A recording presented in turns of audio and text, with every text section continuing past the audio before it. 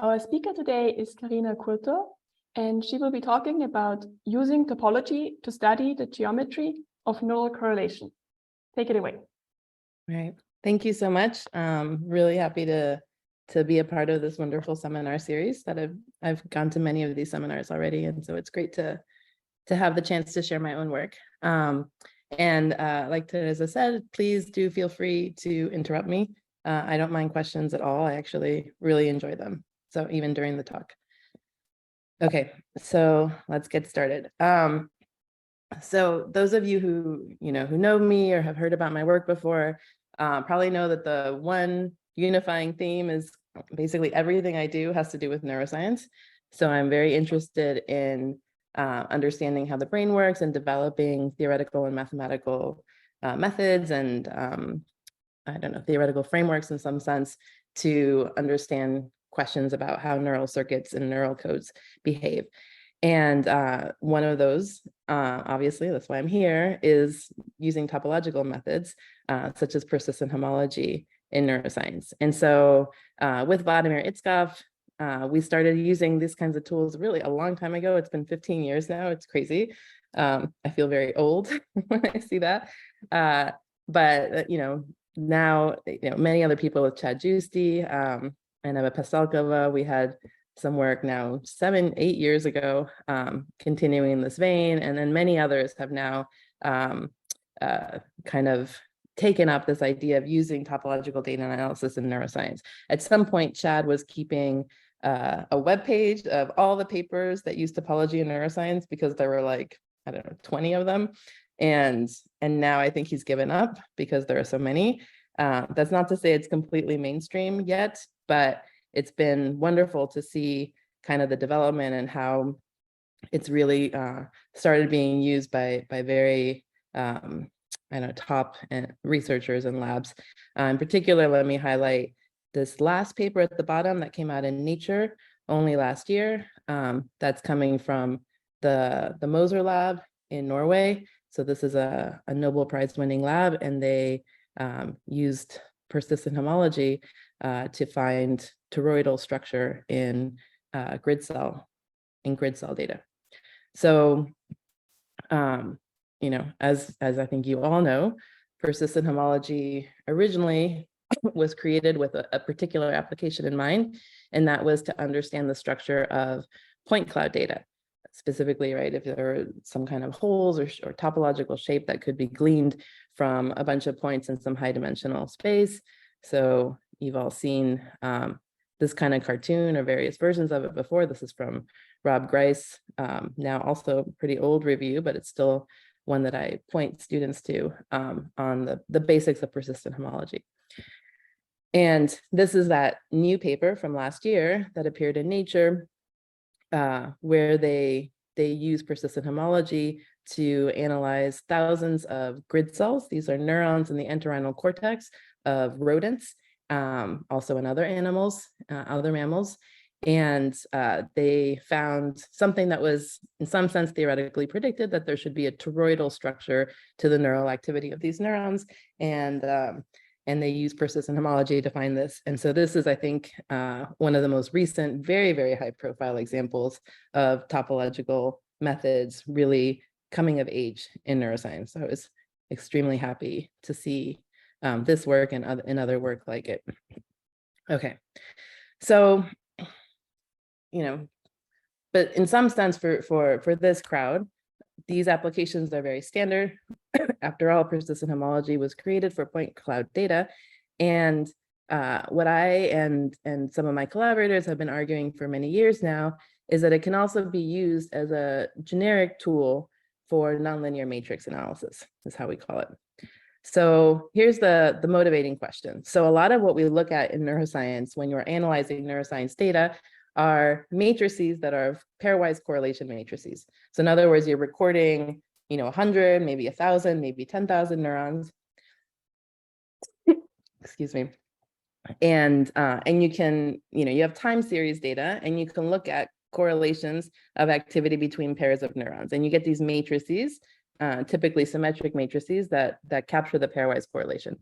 And so a question you may ask is, does that correlation structure appear to be coming from geometry?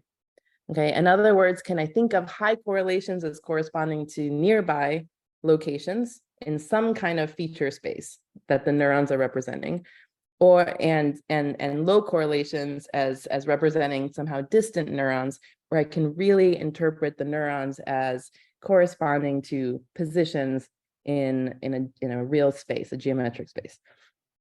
So, what's the intuition behind this?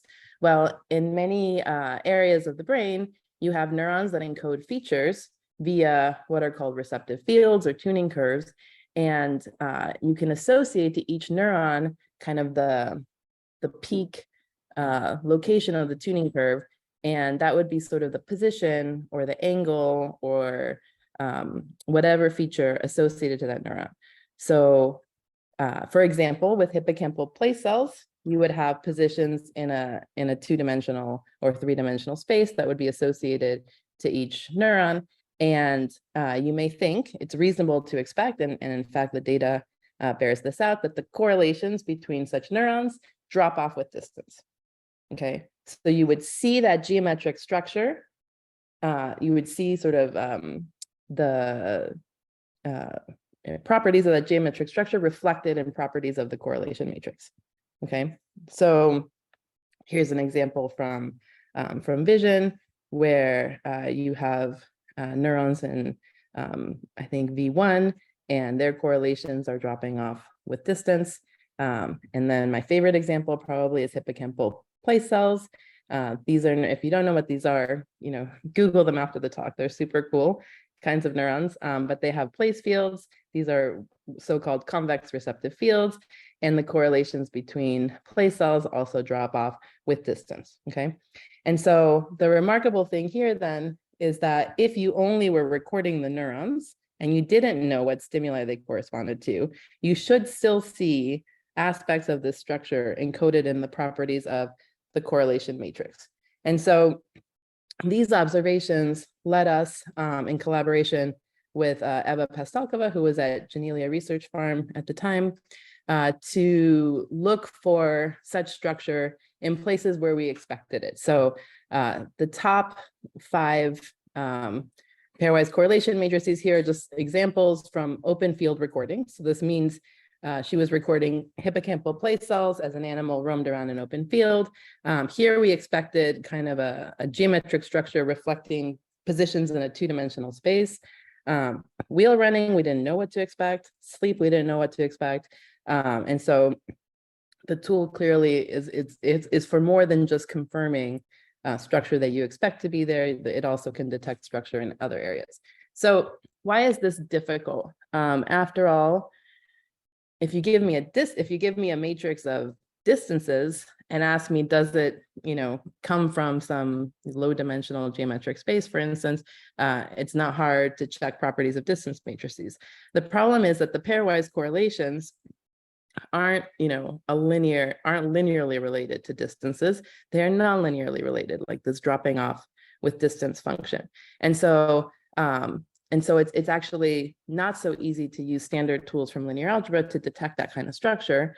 However, the relationship is typically monotonic. And this is kind of the story that if you've heard Vladimir Itzkov give talks, he also emphasizes this. And so kind of the goal behind topological methods for data analysis is really to hunt for structure that's invariant under such monotone transformations. Okay, and the idea with, in the case of many instances of biological data, in particular neural activity data, is that the activity or the pairwise correlations or whatever it is that you're measuring are not necessarily linearly related to the underlying variables that you want to access. And so you may be measuring the strength, the fluorescence of some signal, right? You may be measuring this, the strength of how bright a light shines. And stronger means stronger, weaker means weaker, right? But twice as strong doesn't mean that the underlying variable is twice as large. Okay, so that's kind of the key problem. And so what is invariant under these monotone transformations? Well, first, just a quick observation that if you look at things like eigenvalues, they may throw you off. So for instance, this matrix on the left is an honest to goodness IID random symmetric matrix. It has eigenvalues that nicely follow Wigner's semicircle law. When we transform it by passing each entry through a very kind of, for biology, a very natural looking, saturating, monotone nonlinearity, we alter the eigenvalue spectrum in a way that actually may make it appear low rank. Okay, so as someone who's done data analysis, if I look at an eigenvalue spectrum like this, I see 1, 2, 3, 4, 5. Can you see these outliers? And then otherwise something that maybe looks like a distorted semicircle. And I might actually believe this is like a rank 5 matrix, effectively, plus noise. But it's an artifact. It's completely an artifact of the monotone nonlinearity. The underlying structure was totally random. Okay, so that's kind of the starting point, is that sort of critique. What is invariant, of course, if you think about it for 2 seconds, is the ordering of matrix entries.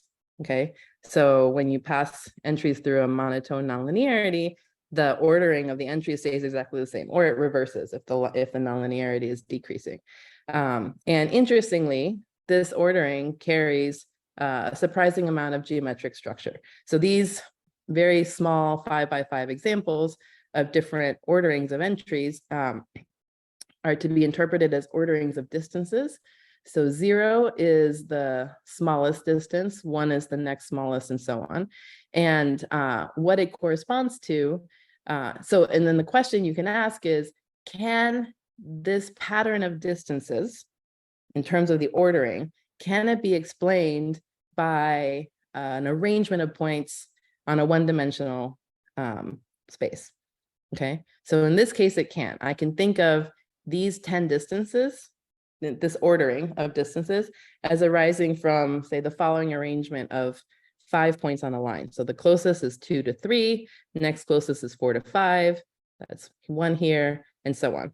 Okay, but not all arrangements can be arise from a line like that. So for instance, this ordering has to come from at least 2 dimensions, and here's a configuration of points that give you distances in this order. Okay, is it clear? So the entry of the matrix is really this entry, the 1, 3 entry is the distance between P1 and P3, but now I've only kept track of the ordering, right? Which rank it has within the total set of distances.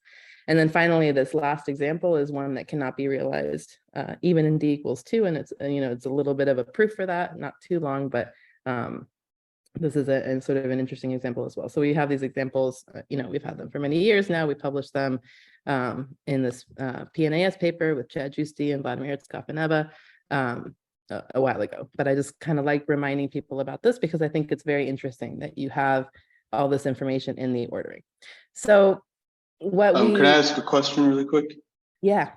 So as far as we're looking at like the order and stuff, and so say in the middle panel, so the distance between say P1 and P2, as you said, that's just like the order. It's yeah. So I guess as like it's the second smallest. And so how you're representing this is like I don't know, like say unit length times 2. And then the third one in the ordering is going to be like 3 times this unit length away. Is that how you're? So I'm not saying that it scales linearly like that. I'm just saying these 5 points, right? So there are different distances, and they're not necessarily going to be nice multiples like that, 1 unit, 2 units, 3 units. But the ordering, if I take the 10 distances and order them smallest to largest, right? Then the smallest distance will be between 1 and 2. The next smallest will be between 1 and 3. The next smallest will be between 1 and 4, and so on. Oh, okay. All right. Yeah. Now I get what you're saying. Okay. So the distances are preserved. It's just when you start tacking on these edges, that's what you're talking about as far as the ordering, no? The order, yeah. So the order, by the ordering, I mean the ordering of distances of that configuration. And the idea being, say I don't have access to the distances, but I've measured somehow the ordering of the distances. Like maybe I've measured correlation, so I know what's the closest, what's the next closest. And the question is, could that pattern of correlations possibly come from distances in a plane or a line and so on? Okay. And so in this case, the three smallest distances are 1 and 3, 1 and 2, and 1 and 4. You can see here. And that's actually what rules out the fact, rules out the possibility that you can realize them on a line. So on a line, you could not have the three smallest distances being 3 different points to the same common point. I see. Okay, cool. So Thank you. that's a pretty simple argument, but and then there are more subtle ones. But I think this actually, there's a lot of questions here that we don't have a lot of answers to. I have to say, I keep sort of advertising this problem and hoping someone will be interested enough to actually give it some serious thought. Because there's a question here, which is, given an ordering like this, what's the lowest dimensional, say, Euclidean space where you could realize it as an ordering of distances between a point point configuration? Right. Okay. So thanks for the question. So anyway, going back to the ordering, the other thing that is sort of nice about keeping track of the ordering is that is essentially the feature that goes into persistent homology.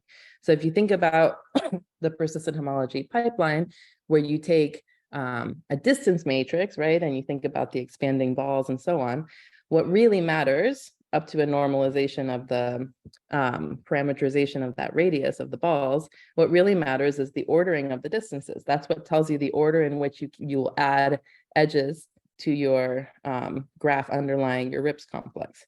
And so you can do that. You don't need a distance matrix to do persistent homology. You just need any symmetric matrix. For instance, you could take a pairwise correlation matrix and you can play exactly the same game where your parameter you slide is now edge density in the underlying graph. And at each stage, you just add edges according to the next lowest distance or the next highest correlation. Okay, but they don't have to be real distances. It doesn't have to come from point cloud data, is what I'm saying. And so this idea really led us to understand that we could apply all the standard techniques to pairwise correlation data and even interpret what it means for holes to fill in and so on. So this is a kind of a stupid slide for this crowd. But the bottom line is that we then take this filtration of clique complexes or Vietoris RIPS complexes that we get from a pairwise correlation matrix now. And from this, we compute for each I a sequence of Betti numbers, which is, Betti 0, Betti 1, et cetera, at each edge density. Okay. And so what we get from this are the so-called Betti curves. Okay. So this is information that you get completely from persistent homology, but we're throwing some stuff away, right? So typically, if you think about a barcode or a persistence diagram, you're tracking birth time and death time of every cycle. Here, what we're doing is we're really just like keeping track of the overall Betti numbers as you go through the filtration.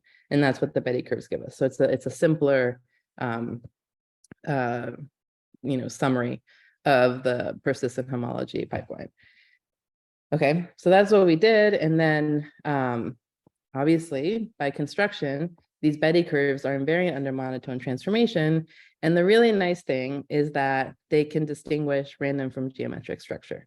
And so, for example, and this was known by Matt Kale and others before we even started working on this, random symmetric matrices have very stereotyped Betti curves. And which is remarkable. So it's a lot like Wigner's semicircle law, except Betti curves. And if you have, I guess these are also random in some sense, but like random geometric distance matrices coming from points in RD, they will have a very different looking Betti curves. And so if you put them side by side, you see lots of differences. In the random IID case, the Betti curves increase with homology dimension. In the geometric case, they decrease. There's also kind of an order of magnitude difference or more between the actual sizes of these Betti curves and so on. And so this allows you to, for instance, look at your data, your pairwise correlation matrix, and reject the hypothesis that the organization of the correlations are totally independent and random, right? And you could sort of support the hypothesis that they may come from some kind of underlying geometric organization. And this even holds up to very, very high dimensions. So it's not just that, oh, if I take point cloud in higher and higher dimension, I'm going to approximate the random situation. It's actually, I mean, maybe that's true, but you have to go way higher than we can go. Okay, so we did apply this in a couple of contexts. So the most well-known, I think, is this PNAS paper from 2015, where we use Betti curves to reject the hypothesis that the pairwise correlations in open field data had a random organization, and we supported sort of a geometric organization, and did a lot of checks that the other choices in the data analysis, such as the correlation timescale, didn't affect the result. And you can read this paper if you're interested, but this was one application of using Betti curves instead of more traditional linear algebraic data analysis techniques, but really to analyze the pairwise correlation matrix. Okay, so really as a matrix analysis tool. A few years later, Tanya Sharpie used the same technique, but now generating Betti curves from hyperbolic space in order to have a very similar type of result, where she found that odors have a structure that's more consistent with hyperbolic space than Euclidean space or than random. Okay, so this is also, I think, a very interesting story. And so, again, using the similar kind of techniques, all right? And there are some others. These are just kind of two examples. Following up on that, you could ask the question, well, can you detect, for instance, if your matrix is really low rank? So in the case of rank 1, it's sort of interesting. There are different types of rank 1 matrices that topological data analysis can distinguish. So it's different to have a rank 1 matrix that looks like an outer product X transpose X, as opposed to negative X transpose X. So the Betti curves actually look different in these cases. It's not so hard to see once you think about it. But either way, we were able, with Josh Pike, who was a grad student of mine, and Igor Riven, we were able to prove some theorems that were published a couple of years ago. Not super hard, but kind of interesting, showing that higher Betti curves vanish for rank 1 matrices. Okay, so again, the question is, if you're actually given a rank 1 matrix, it's not hard to see that it's rank 1, right? You compute eigenvalues and you're done. But if you're given a monotone transformation of a rank 1 matrix, right, then you compute the rank and it looks full rank.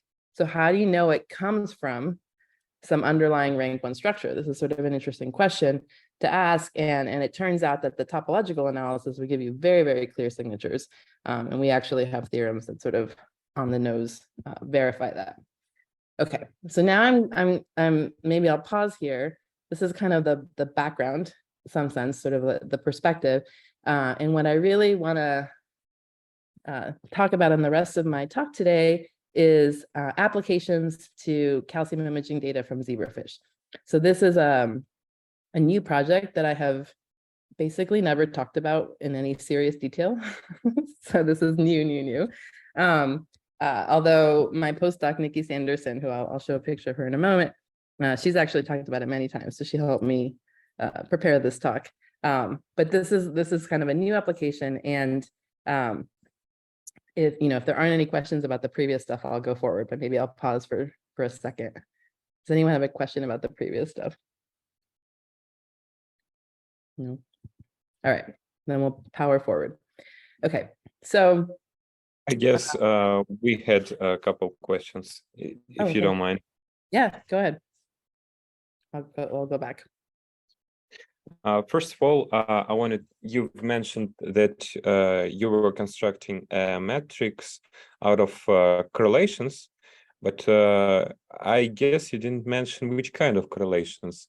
Were those Pearson's correlations? Which parameters did you use to construct the correlation matrix? Yeah, so they're not the standard Pearson correlations. Maybe so there, I mean, so in this paper, the PNAS one, we have kind of all the details there, but it's actually coming from what's called a cross-correlogram.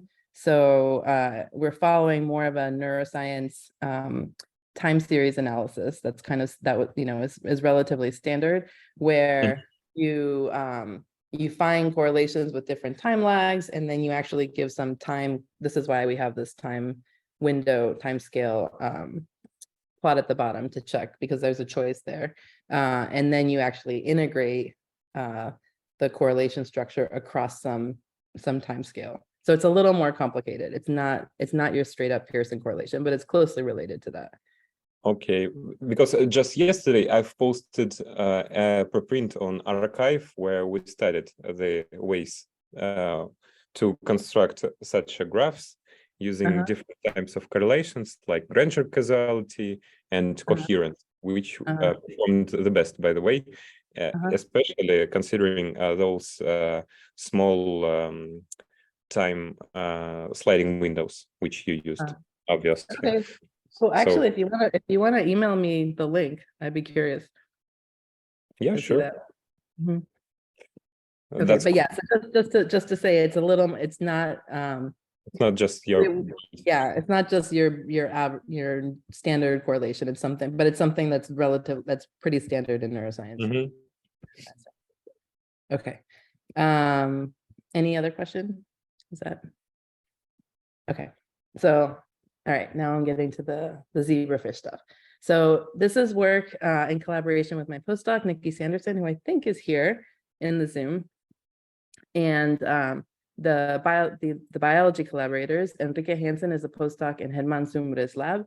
And, all together we have a kind of a transatlantic NIH grant for this work. And so it's been very exciting to actually apply this to data sets that have thousands of neurons.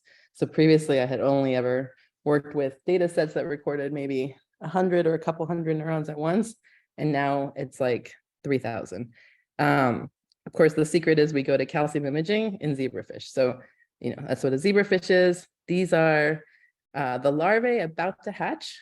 I took this picture myself from a trip to the lab, and they are very cute. So just to give you a sense, so the larvae, they're not full grown fish yet, but they have interesting behavior. So this is kind of escape response that they show, and they have these tails, and they have a rich visual system called the optic tectum. So what we look at is correlations in the optic tectum. So this is kind of a cartoon of the main body of the larva. And in this rectangle is sort of the window of the brain that by we, I mean the biologists, because I can't do any experiments. I'd be terrible at it. The window that they record. And here, I think this is a movie, and I just want to show you what an assembly looks like. So you see that? Did you see that light up right here? Okay, so this is the activation of an assembly. So these little dots that can fluoresce are neurons, and this is calcium imaging data, and so we can see when the neuron lights up, which is strongly believed to be related to firing action potentials. It's not a straightforward relationship, and this is part of why topological methods are appropriate in this case, because we don't know how the fluorescence of the light maps onto the actual activity of the neuron. But we do believe, right, that more fluorescence means more activity. That's kind of the story. So the data collection is really these movies that then get analyzed. Sorry, I don't mean to play it again. Oh, but it's so pretty. There it goes. That's the assembly.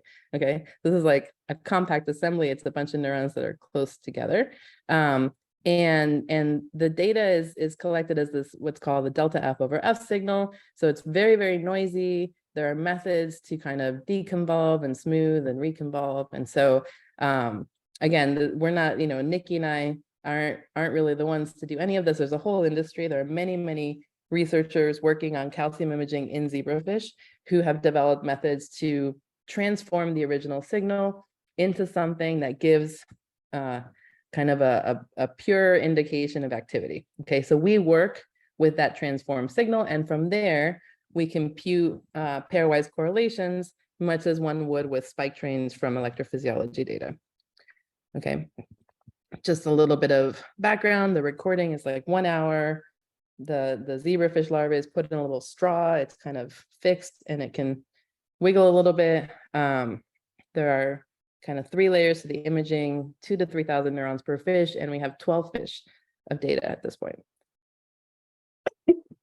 So a lot of data, okay? And what do we do with this? Well, we're interested in the correlation structure. And so there's a process to identify assemblies, which I won't get into because that's also precedes our part of the collaboration. But once these assemblies are identified, these are groups of neurons that have some kind of coherent activity with each other, then that picks out a subset, maybe 40 neurons, maybe 60, and those neurons then, you can look at their time series data and compute a correlation matrix. And so the questions that we ask are similar to the questions from before. How do these correlations, how does the structure of these matrices for the assemblies differ from a correlation matrix that I might make from a random subset of neurons? Same recording, same pre-processing of the data and so on, but I can make these correlation matrix from just taking a random subset from 40 neurons from my 2000 versus a true assembly, right? So if the assembly has some kind of special organization, maybe a geometric organization or a low rank organization, we would expect the assembly correlations to have some kind of structure. But it's tricky again because of these sort of hidden nonlinearities that we don't really understand. And so we want to use topological methods. And for the zebrafish in particular, what we're going to be looking for is whether they're low rank in some sense. So there are many hypotheses out there about activity of neural populations being somehow low rank and corresponding to movement around a manifold and so on. I won't get into sort of the philosophy of that, but as a very basic question, we could ask, does this correlation matrix appear to come from a low rank matrix? And so again, if we actually compute the rank of this matrix, it's full rank. Okay, so clearly we're asking this question: is there an underlying low rank matrix such that this has the same kind of ordering of entries? That's really the question. And so we use the same TDA pipeline. We have a correlation matrix, a symmetric matrix. I can compute persistent homology. From persistent homology, I can easily assemble my Betti curves, and I get answers like this. Okay, so I want to actually point out this is a real set of Betti curves: Betti 0, Betti 1, and Betti 2, which is totally flat at 0, from an actual assembly. And I just want to go back and remind you what the low rank result was, or the rank 1 result. Sorry, the rank 1 result was that only Betti 0 was non-trivial, and the other Betti numbers were all identically 0, right? So they were acyclic. And so we're seeing something kind of close to that. So it's not rank 1, but it's maybe low rank. Okay, so all right, so we analyze, we're encouraged to analyze lots and lots of assemblies across all 12 fish. And we use the same pipeline as before to go from correlations to Betti curves. And this is really a slide more for the biologists. So we get a lot of questions like, oh, it doesn't matter what order the neurons are in, or and so on. And so clearly the Betti curves are invariant to reordering the neurons, to monotone transformations, and so on, and are very different from shuffling the entries in the matrix, which is sort of the analog to the random situation. Okay, so what do the results look like when we do this, not just for 1 or 2 examples, but for compact assemblies across all 12 fish. So if we pull together the data across all 12 fish, there are about 450 nice assemblies. So there's some criteria for determining that the subset of neurons is kind of a nice assembly. And then we can compute Betti curves for each of those and average them. Okay, so what does the average mean? Well, it's not so straightforward to interpret, except that it gives us a sense of what the individual ones look like. And so we see, Betti 2 is basically 0, and Betti 1 is, sometimes on 0, often 0, and on average, it's like at most 0.2. Okay. Compare this to random assemblies. So random assemblies are not random matrices. We're taking a random subset of neurons using the same data set, using the same pipeline, okay, and computing a pairwise correlation matrix from exactly the same data in exactly the same way, but a different selection of neurons that was not pre-selected to have this nice assembly structure. And in that case, we see that the Betti curves are quite different, but they're not as high as those of random or shuffled matrices. Okay, so they're somehow in between, but we still see kind of a clear signature. The assemblies are special.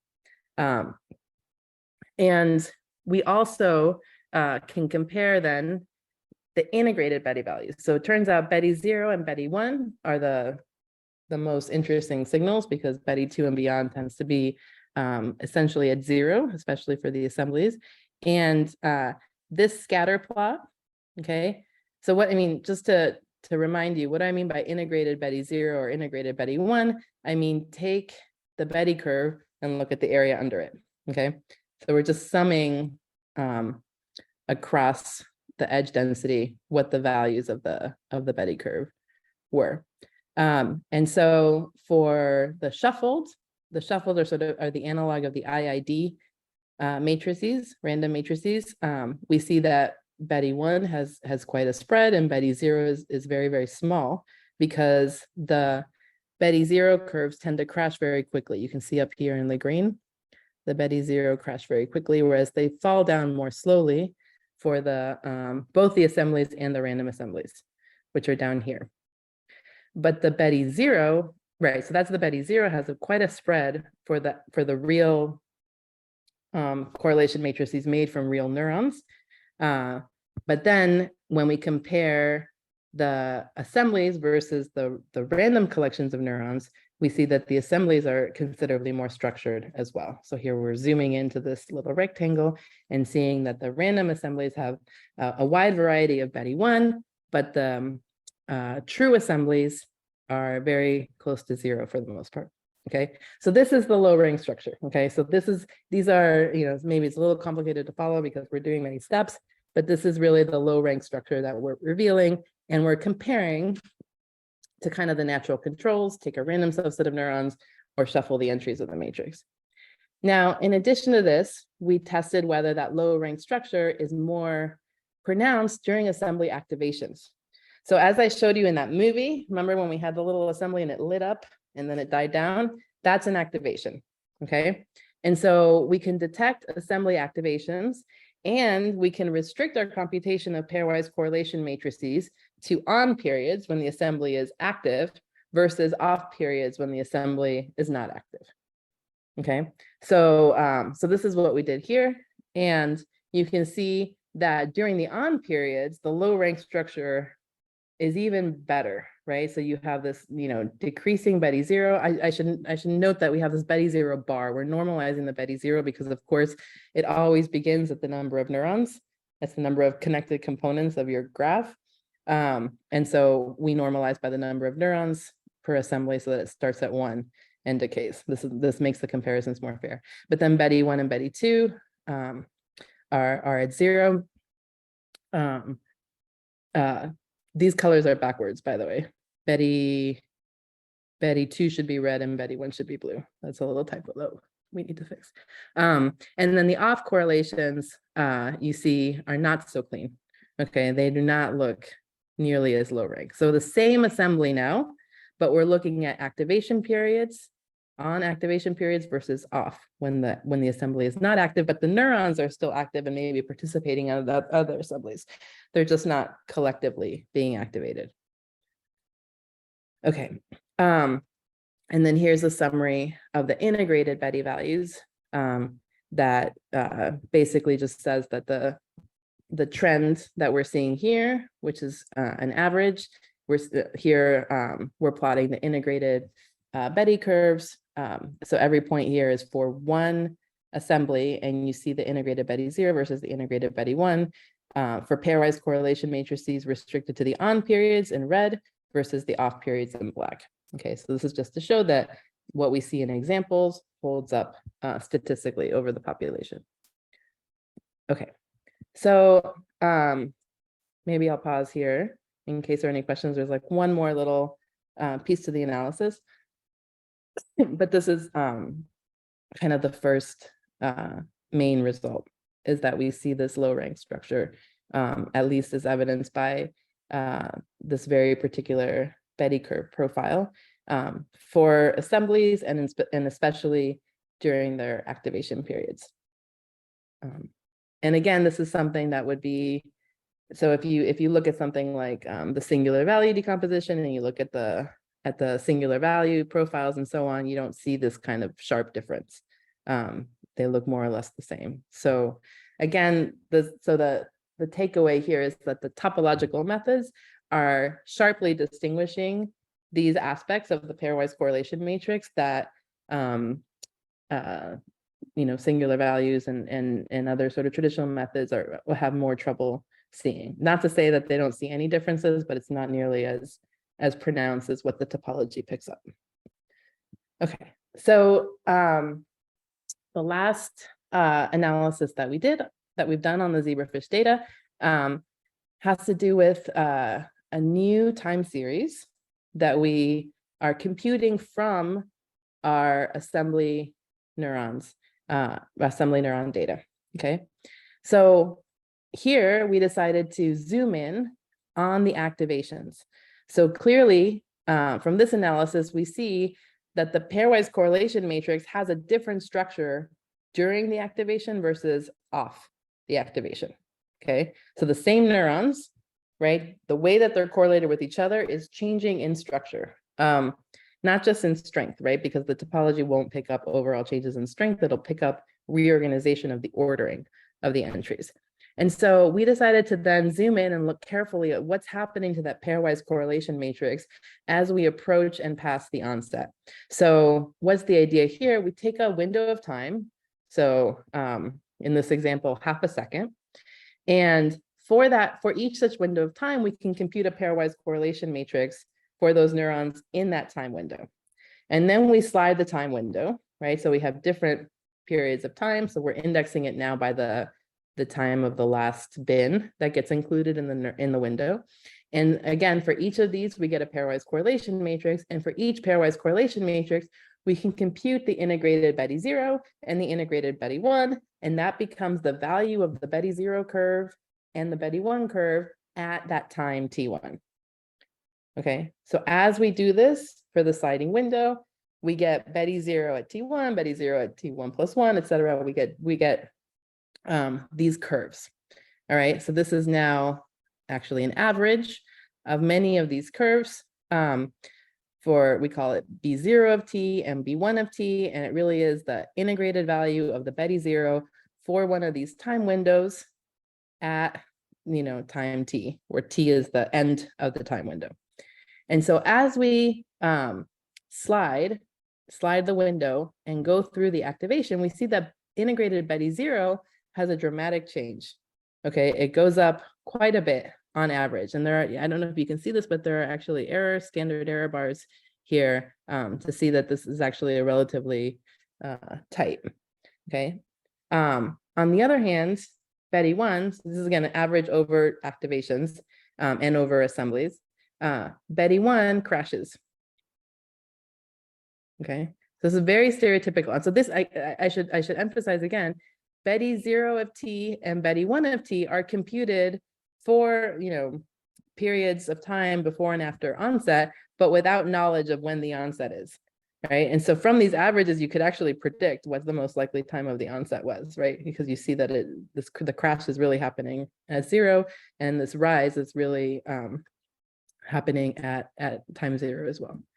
Okay, Now, what are the individual, these are averages, what are the individual Betti curves look like for different activations? Well, here's one example where it kind of rises slowly and then plateaus. Here's another one where we have this little bump and then again it plateaus but a little lower. Here's one that goes up and down but then stays high for a while, and here's an activation that goes completely up and down. So these are different examples for, you know, particular assembly, particular activation. And so we wanted to look more closely at this, especially for the Betti zero, where there's more variety. And we see that different types of activations have different Betti profiles or different Betti zero profiles. And here's where Nikki had a really nice idea to, you know, develop models of what these time series might look like at the time of activation, and then do the same analysis for the model time series and see what features give us the same kind of Betti zero curve profiles. And so here's a, you know, so these are 5 models. They're all coming from the same model family. So Nikki developed a family where she can turn some knobs, and the differences have to do with how synchronous the neurons are firing at the onset of an activation.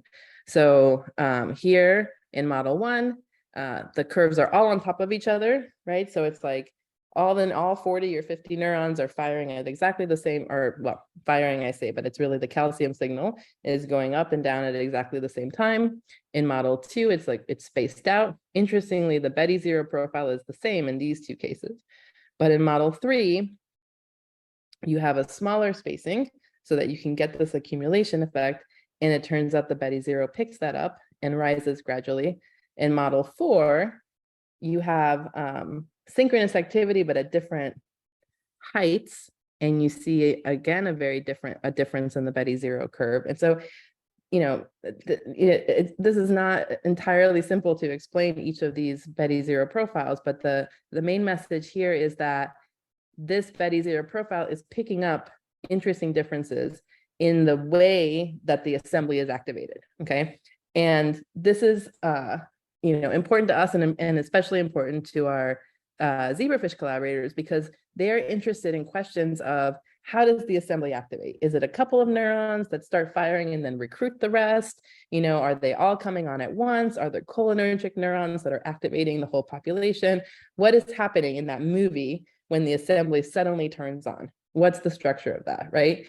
And the nice thing is that by looking at the sliding window pairwise correlation analysis, we can get some insights into what may be happening. And so these are different profiles that came from the modeling. They don't all match, you know, the activations that we had sort of seen ad hoc before by just picking a few examples.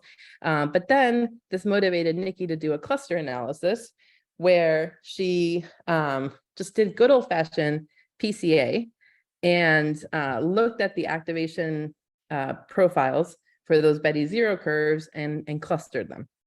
And the lovely thing is that the clusters, so in this case we have 6 clusters, so there was quite a bit of back and forth playing with the number of clusters and finding some principled way of deciding that 6 is a good number. I won't get into those details, but from the cluster analysis, we see these different profiles. You see in black, it's kind of the average curve, and they really do follow what we saw in the modeling, as well as capture the different types of activations that we saw in the original data. And so, you know, this is kind of a nice example of kind of the modeling leading us to look for something that then we found.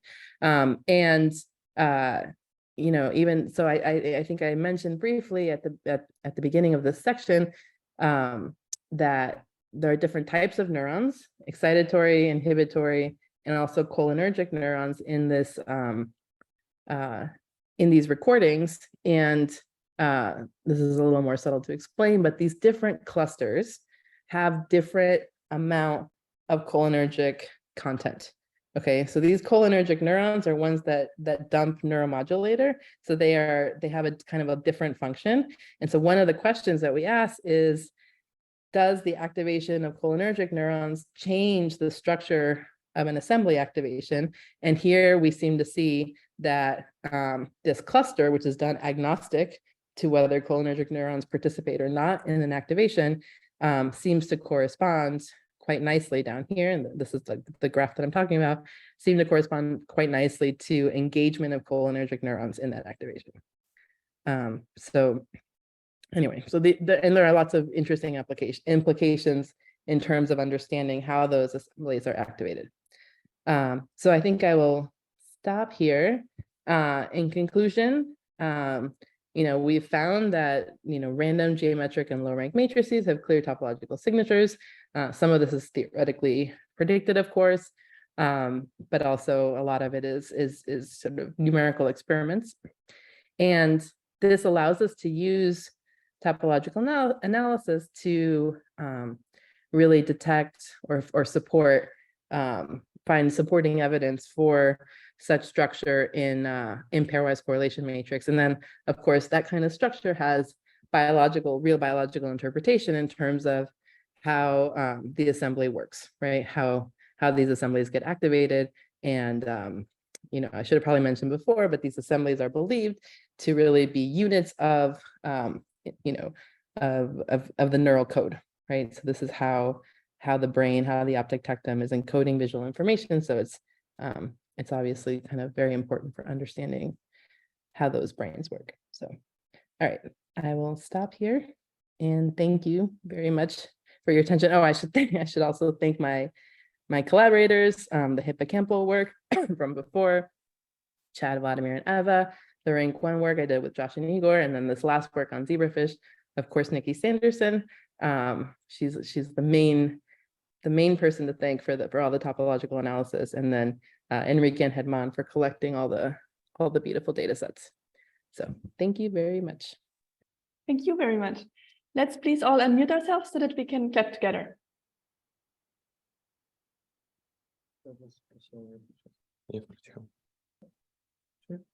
Okay, do we have any questions? Yeah, actually we did. Yeah, we do. First of all, thank you very much for the amazing lecture.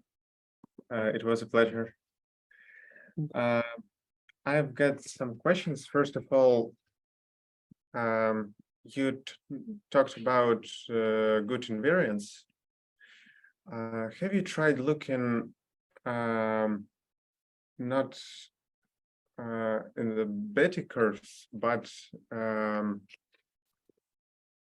example, on a Lagrange polynomial constructed on the Betti numbers?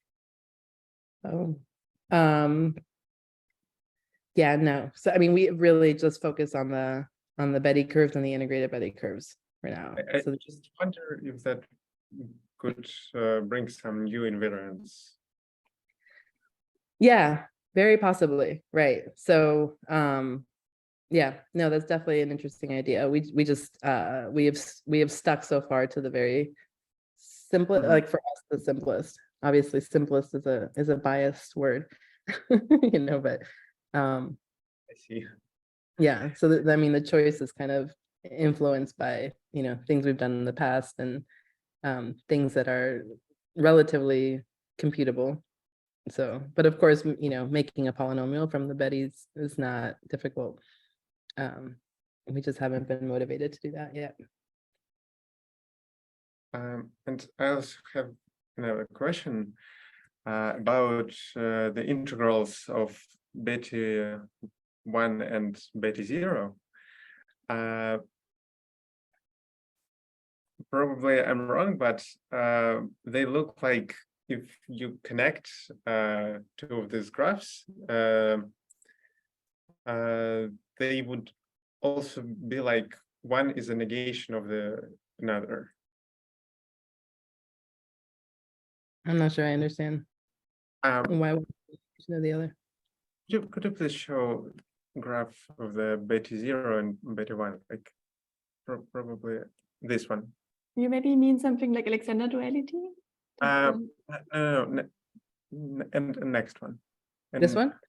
No, next one. And next one again, I think.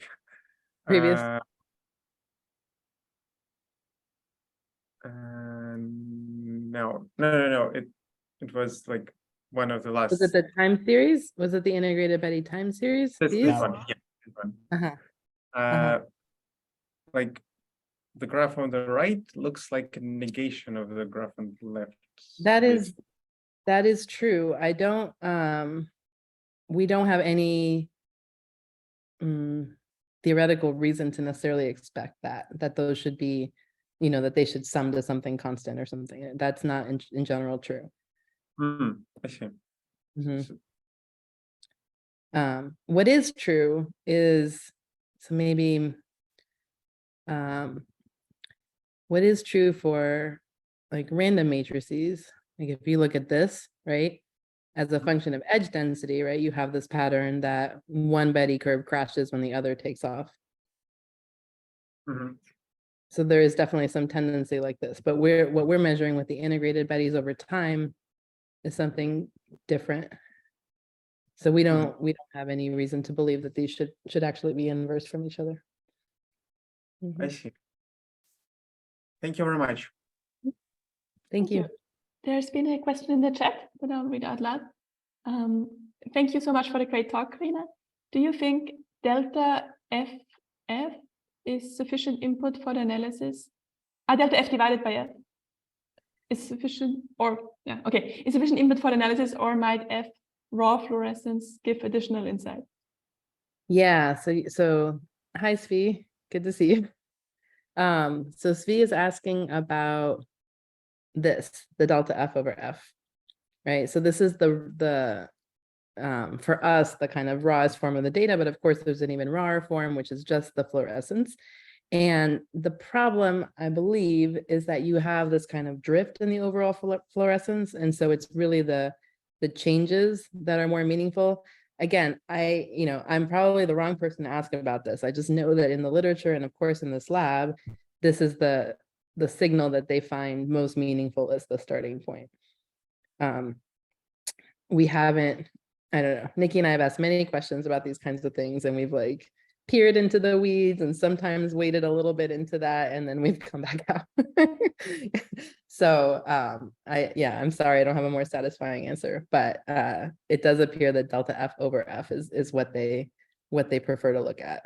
And so I think there are good reasons for that. But I'm not the best person to defend that choice. Thanks. I think that's a satisfying enough answer. Yeah. I think there's another question. Maybe I misheard. Okay, I would have a question myself, namely in the first third or so of the talk, you mentioned that you also measured the mouse while it's sleeping or while it's going in a hamster wheel. And you said that this can be used to find out maybe new results. Did you have any new results about? Yeah, we did this. Yeah, so here, I guess when I was showing, where am I? Back here, right? We looked at data sets during wheel running and sleep, as did the Moser lab, actually. The grid cell nature paper that I mentioned, they did that too. And yeah, indeed, we did find results. I didn't want to talk so much about that paper because, it's pretty old by now. But I think I have maybe at the end of my talk some slides showing that. Sorry, I'm just flipping through quickly. That's still open field. Yeah, so the real wheel running and sleep, when I've given longer talks just on that work, I definitely have shown that. And so we do see the same kinds of results. It's kind of, which we didn't expect at the time. So yeah, so this is the wheel running, this is the sleep. Without going into details about what all these figures mean, it's basically the same.